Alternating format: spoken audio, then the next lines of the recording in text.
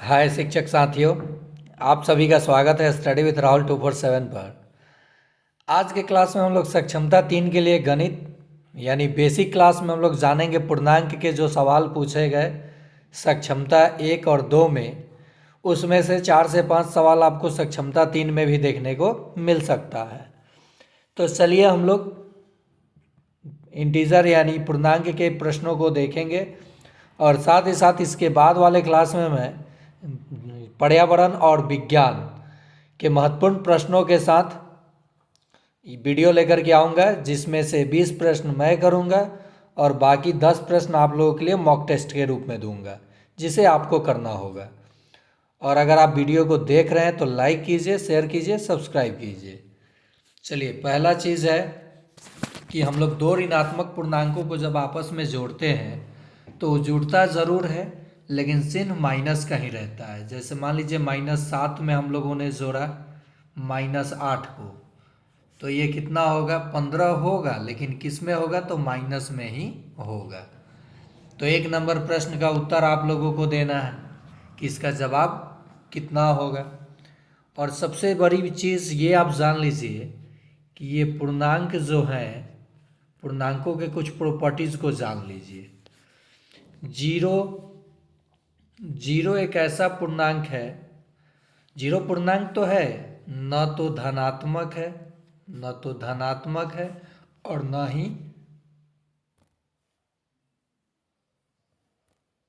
ऋणात्मक। यानी जीरो ना धनात्मक पूर्णांक है न ऋणात्मक। एक चीज़ और जान लीजिए, जितने भी ऋणात्मक पूर्णांक होते हैं वो जीरो से क्या होते हैं? छोटे होते हैं। और जितने भी धनात्मक पूर्णांक होते हैं वो जीरो से बड़े होते हैं। ठीक है, जैसे -8 है और जीरो है तो कौन बड़ा है? तो जीरो बड़ा है। -15 है और 12 है, तो जब जीरो से बड़ा होता है धनात्मक पूर्णांक और जीरो ऋणात्मक पूर्णांक से बड़ा होता है तो बड़ा हो जाएगा धनात्मक। एक यहाँ एक पॉइंट और जानिए, अगर ऋणात्मक संख्या मान लीजिए -20 है और -24 है और पूछा जाए कि बड़ा कौन है इसमें से, तो माइनस में जो संख्या आपको बड़ा दिखेगा वो छोटा होता है। यानी -24 छोटा है -20 से, तो इसका जवाब हो जाएगा -20 बड़ा है -24 से। समझ गए? तो आपने जाना कि ऋणात्मक कितने प्रकार के?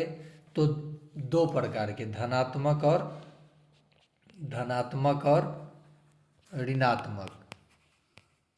ऋणात्मक मैंने 3 प्रकार क्यों नहीं कहा? क्योंकि जीरो जो है ना ही धनात्मक है और ना ही ऋणात्मक है। चलिए अगला प्रश्न देखते हैं।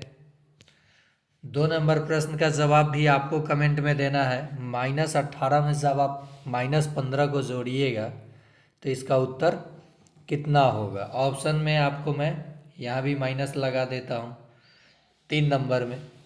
चलिए अगला प्रश्न, -18 को देखिए, ऋणात्मक पूर्णांक को यदि आप धनात्मक पूर्णांक से भाग देते हैं तो आंसर हमेशा किस में आएगा? ऋणात्मक में आएगा। तो 3 नंबर प्रश्न का जवाब आप लोगों को देखना होगा कमेंट में। और देखिए एक चीज़, मोड में अगर वैल्यू चाहे माइनस आए या प्लस, बाहर निकलने के बाद हमेशा क्या होगा? प्लस होगा। जैसे यहाँ प्रश्न है कि -5 जोड़ 8 और -10, आंसर क्या होगा? तो -15 में से 8 जमा होगा तो -7 और -7 का मान +7। यानी मोड में कोई भी वैल्यू माइनस में रहे तब भी बाहर निकलेगा तो क्या होगा? प्लस होगा, और प्लस में रहे तब भी प्लस ही होगा। नेक्स्ट प्रश्न है -18 को, ये 3 नंबर ही हो गया है, नंबरिंग मिस्टेक है, देख लीजिएगा आप लोग। कितने बार ये प्रश्न हो गया है भाई? ये 4 नंबर। चलिए नेक्स्ट है, यदि -3 को -4 से गुना करेंगे फिर +2 से गुना करेंगे तो उत्तर कितना होगा? आप लोगों के लिए है ये प्रश्न। चलिए नेक्स्ट प्रश्न है, -20 का योज्य प्रतिलोम कितना होगा? तो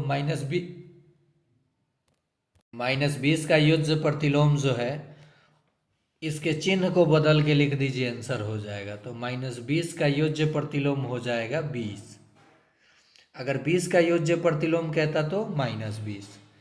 तो चलिए 6 नंबर प्रश्न में आपको जवाब देना है कि 11 का योज्य प्रतिलोम क्या होगा।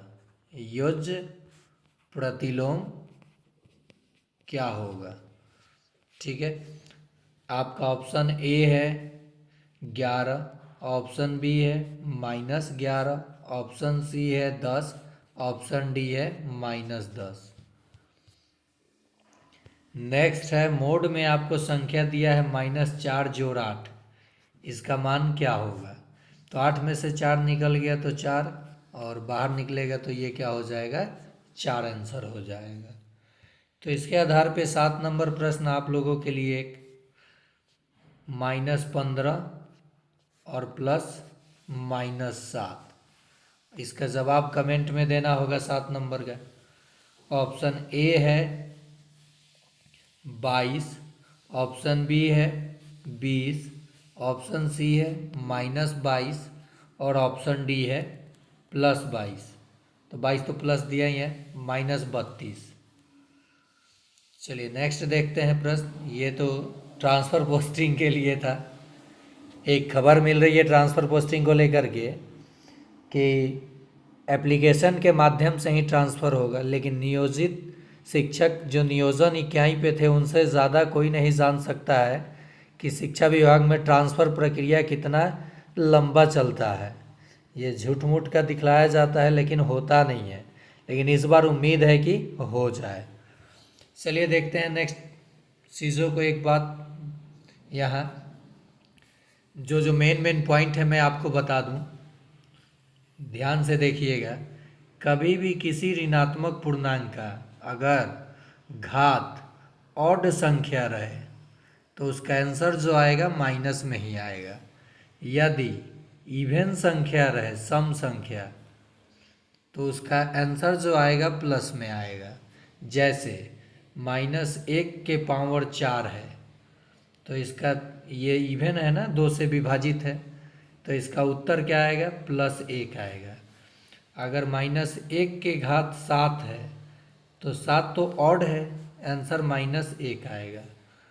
जैसे मैं यहाँ बता दूँ, -2 का घात 3 है तो इसे आप क्या लिख सकते हैं, -2 गुना -2 गुना -2। 3 बार गुना हो गया विषम बार, एक माइनस माइनस मिल के प्लस हुआ, 2 दूनी 4 प्लस हो गया, और गुना -2। प्लस को माइनस से जब गुना करेंगे तो -8 हो जाएगा।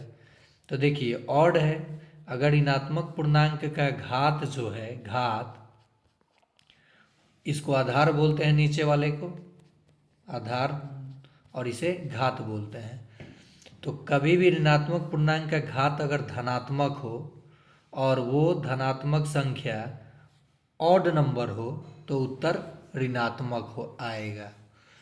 अगर इवन नंबर हो तो उत्तर धनात्मक आएगा। जैसे -4 के पावर 2, तो क्या हो जाएगा, -4 गुना -4 बराबर कितना हो जाएगा, +16। समझ गए आप लोग। अब मैं कहूँ कि -1 का घात, चलिए आप लोगों को प्रश्न दे देता हूँ।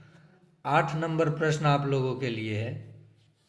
-1 का घात 11 है तो इसका उत्तर कितना होगा। ऑप्शन ए है 1, ऑप्शन बी है 0, ऑप्शन सी है -1 और ऑप्शन डी है -2। नेक्स्ट प्रश्न है 9 नंबर आप लोगों के लिए। -3 के घात, -3 का घात 3 है, इसका मान क्या होगा। ऑप्शन है 27, ऑप्शन बी है 9, ऑप्शन सी है -9, ऑप्शन डी है -27। नेक्स्ट 10 नंबर प्रश्न, -5 का घात अगर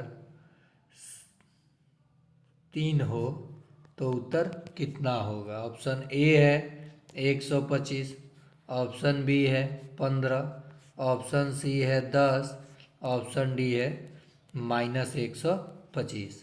तो इन प्रश्नों का जवाब आप कमेंट बॉक्स में दीजिएगा। ये ऐसे ही बेसिक जानकारी थी जो कि 3 से 4 प्रश्न आपके सक्षमता 3 में देखने को मिलेगा इस टॉपिक से। तो इसे ध्यान से आप देख लिए होंगे, समझ गए होंगे। पूर्णांक क्या होता है, पूर्णांकों का जोड़ घटाव कैसे किया जाता है। इसके बाद मैं आपके लिए बॉडमास का कुछ प्रश्न लेकर आऊँगा। कब? जब सक्षमता के लिए पर्यावरण और विज्ञान के कुछ प्रश्नों को करूँगा। उसके बाद फिर आपको मिलेगा करंट अफेयर्स का प्रश्न, तब मिलेगा इंग्लिश का। जैसे 8 प्रश्न पूछता है तो उसमें 5 प्रश्न या 4 टेंस से होता है। तो टेंस के स्ट्रक्चर से आपको हिंदी आए या ना आए उसका, इंग्लिश का, लेकिन आप आंसर ज़रूर पकड़ सकते हैं अगर स्ट्रक्चर पता रहेगा तो आज के लिए इतना ही। फिर मिलते हैं अगले पार्ट में इसी जोश और उमंग के साथ।